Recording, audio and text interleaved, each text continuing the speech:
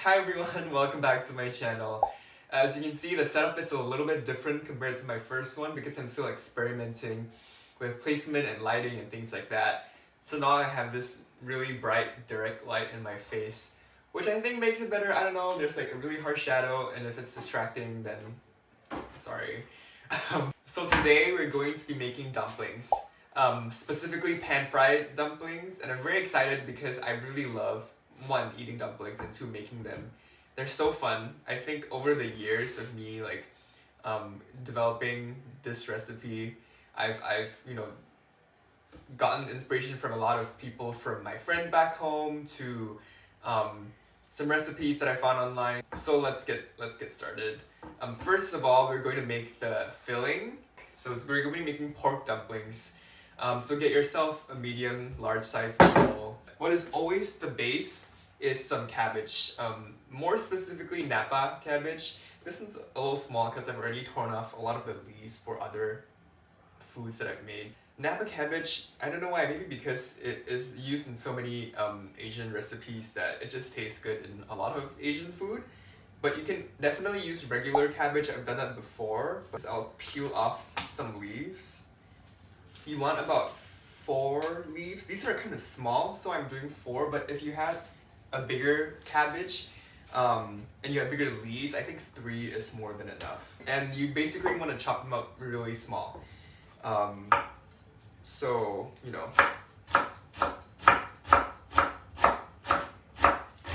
And also, I don't have the best method of doing a lot of things. I cut some off, and then I go lengthwise, and then I start making them smaller. Why do I do this? Because I don't know. It just makes it easier, because if I cut all of them at once in one direction and then switch, there's just a lot of it, and it just makes it harder to manage. It definitely takes a bit more time. I mean, who am I to teach you about how to cut cabbage? But I'm not rushing, and you know, preparing food is pretty therapeutic to me, and so this is how I spend a lot of my free time. So I've also made a full veggie dumpling where I omit the meat or protein completely, and I just use straight up cabbage and mushrooms. Still turned out really good. Okay, now that the cabbage is done, let's move on to the mushrooms. So we have shiitake mushrooms. These are nice and big, and you can use really any mushrooms, but shiitake mushrooms just taste better. And I think they cook faster too, so I could be wrong about this, but usually I like a lot of mushroom in my dumplings because they add a lot of flavor. They also add bite, like it's also a play in texture. Yeah, this just tastes good. So removing the stalks, the same thing, you just want to cut them and mince them small. Not too small because, like I said, you want the texture, so you still want some bite to it. So it doesn't have to be perfectly the same size. I do have a lot of opinions on cooking.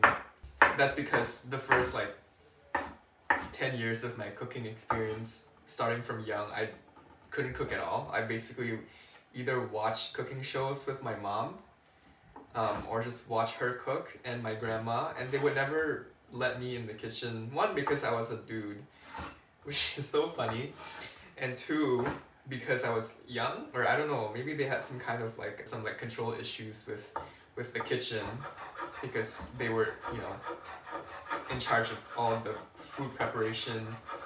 When you are forced to be in an observer position, you form a lot of opinions. And fortunately, I've taken those opinions and translated them into something more useful. So when I finally was able to cook for myself, I felt there was more freedom for expression and exploration and trial and error and failure, which is imminent.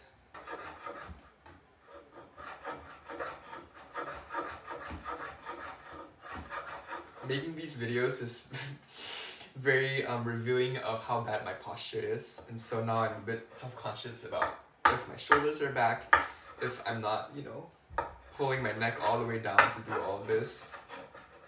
It's great. Okay, mushrooms are done. What we're gonna add next is the pork. And I chose pork because pork dumplings are just great. But like I said, you can do this with a variety of different fillings. You could add shrimp to it, which is what I would do if I had shrimp and had access to it, and if I could afford it. But I don't. So today it is just pork, and I have about half a pound. Oh, I totally forgot to mention measurements, huh? I use 4 Napa cabbage leaves, 2.5 shiitake mushrooms, and half a pound of pork. But if you are adding shrimp, you can like play around, like use less of each of these things and then add like, I don't know, a 1/4 pound of, you can do half and half. You can do a 1/4 pound of shrimp to that, but I think half and half is better. You do have shrimp, it also adds another layer of texture. So now that that's in, let's go in with the ginger and the garlic. It's like a thumb size of ginger. I used to hate ginger because, oh, so many stories that I can tell. When I was younger, my grandma would make this dish. It's this steamed chicken and Chinese sausage lapcheong mushroom dish. It was very good, very delicious, but she would add ginger slices that resembled the chicken. And you know, when you're really young, I don't think you've really developed a taste for ginger yet. And so when you're really excited and you want to like dig into a dish and then you bite into a piece of ginger, I think that really traumatized my experience with ginger. And I hated it for the longest time of my life until I started cooking. And then I really developed an appreciation for ginger. I still don't really eat it on its own. Like if you go to a Japanese restaurant and they serve the pickled ginger on the side, I still don't eat that. But in cooking, great. Very aromatic, adds a different dimension of flavor to it, and really like adds a tone of earthiness. I like to slice up the skin. I've seen many people say you don't have to slice up the skin, but it's nasty. It's dirty, you know. You can wash it and you can, you know, that's on you if you want to put the skin in, but that is not for me, dog. Now, I have a microplane, one of my favorite investments for the kitchen, because you can grate things into really fine pieces. It's perfect for garlic and ginger and cheese if you like cheese. But if you don't have a microplane, you could slice it into really, you can mince it really small and do the same thing. The ginger is done, and now moving on to the garlic. And don't judge me for getting this, but I was at the store and they had pre-peeled cloves of garlic and they were on sale. And this is perfect for this because I was gonna grate them over the microplane anyways. And so I'm sorry, but it just makes my life so much easier. Maybe about 5 garlic cloves is good. You can add more if you really like garlic. I really like garlic. You know the saying where if you think you've added enough garlic, it's not enough, so add more. Okay, let's move on to seasoning the filling. So grab your bowl. Let's start with soy sauce. I like to add, this is horrible because I don't measure things out, but estimate based on what I'm putting in. A tablespoon, probably. I add usually a bit of rice vinegar to this, maybe like a small, like that, a bit more. Just to kind of round it out, the acid. And sesame oil, essential, put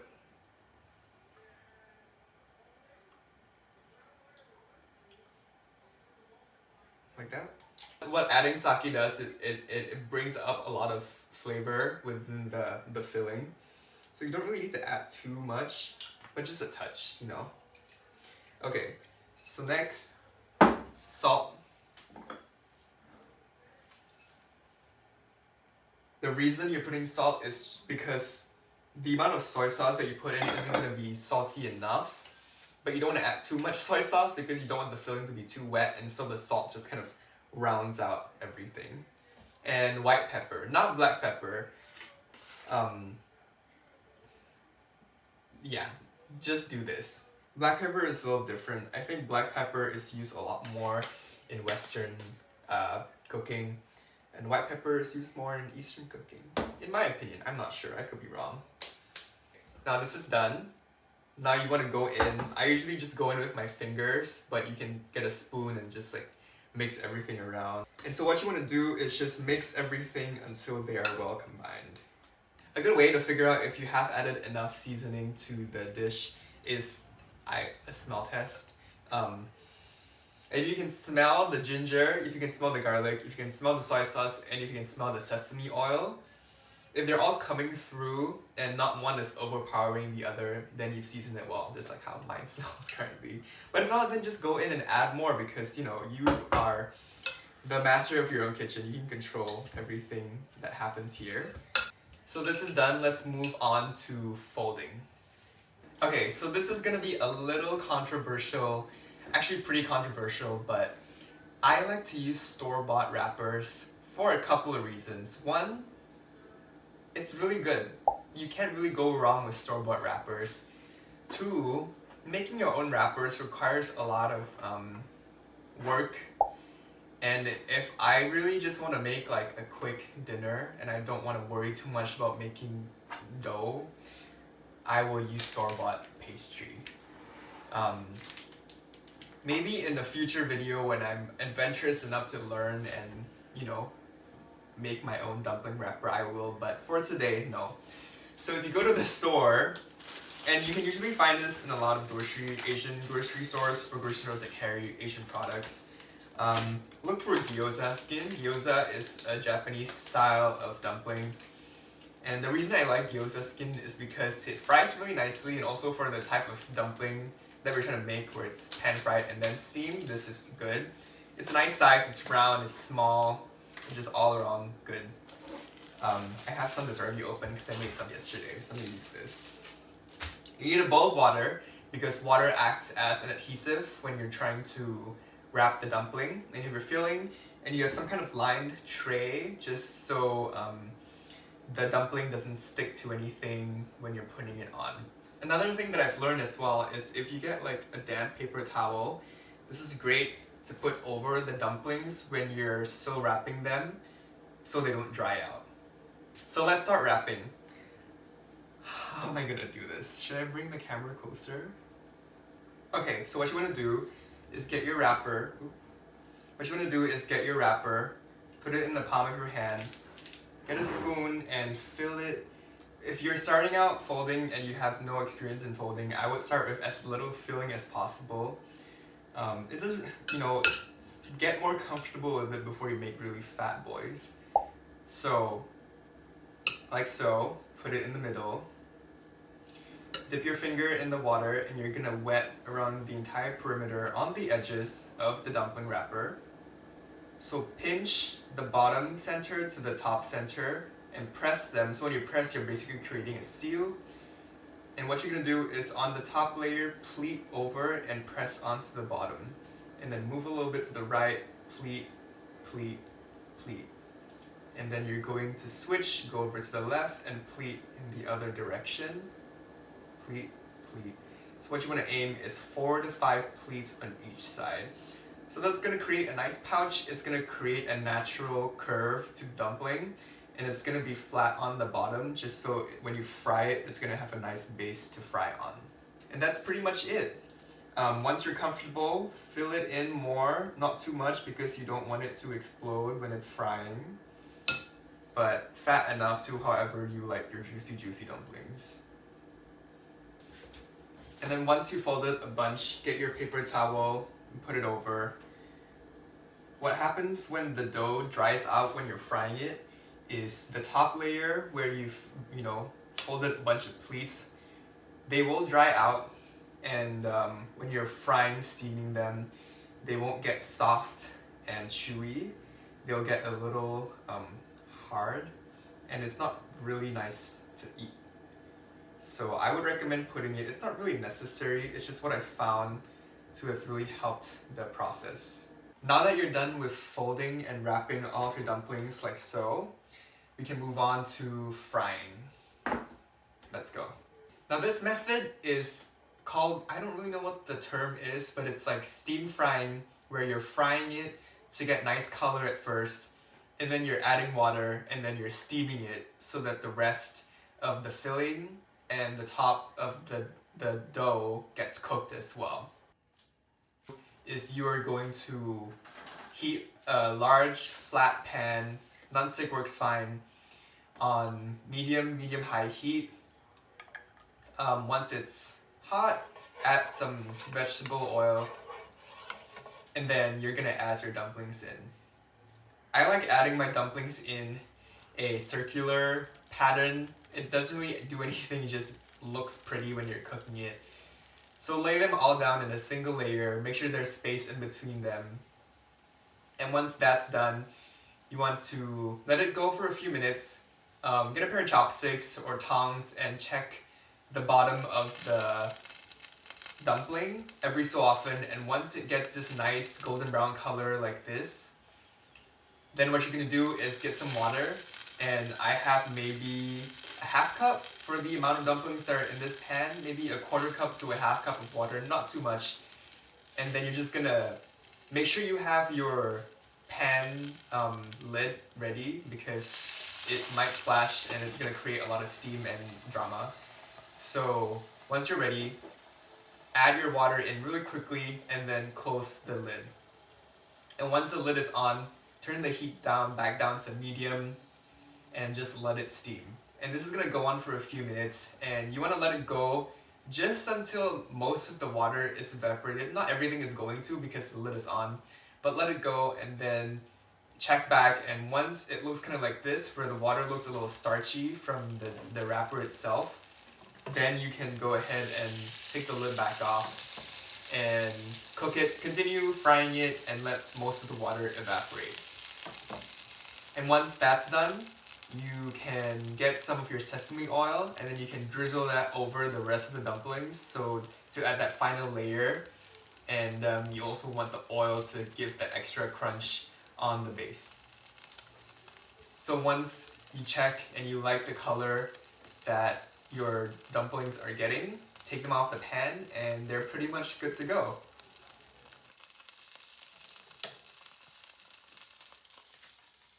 The dumplings are cooked, they look really good.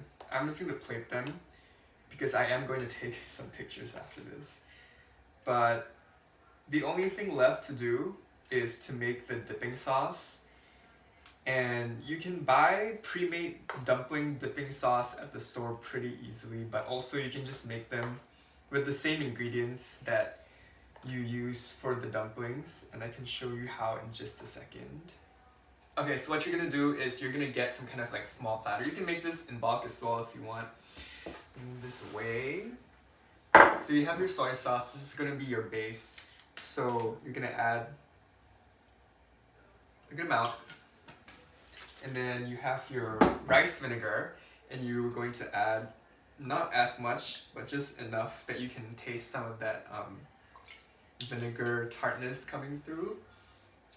And then your sesame oil, you don't need too much of this, you just need a little bit, just so you get that hint of sesame. And lastly, if you have chili oil, also great. I don't really like spicy food, so I don't add chili oil, but I know people who do and they really like it, so if you have some, feel free to add some. And lastly, if you do have some ginger slices, or the leftover ginger that you have, slice them really thin, put them in there, perfect. Not for me. For other people, great. Not for me. So yeah, let's dig in. So what I really like is see like this nice golden brown crunchy base, steamed top, perfectly cooked middle filling. Just mix it around this.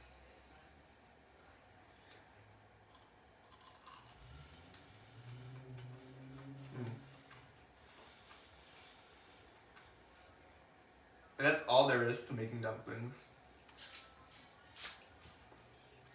I really hope you guys give it a try. If you do, let me know. But yeah, that's pretty much it. Thank you for watching, and tune in like 2 weeks when I think about another recipe that I feel about making another video. So, bye.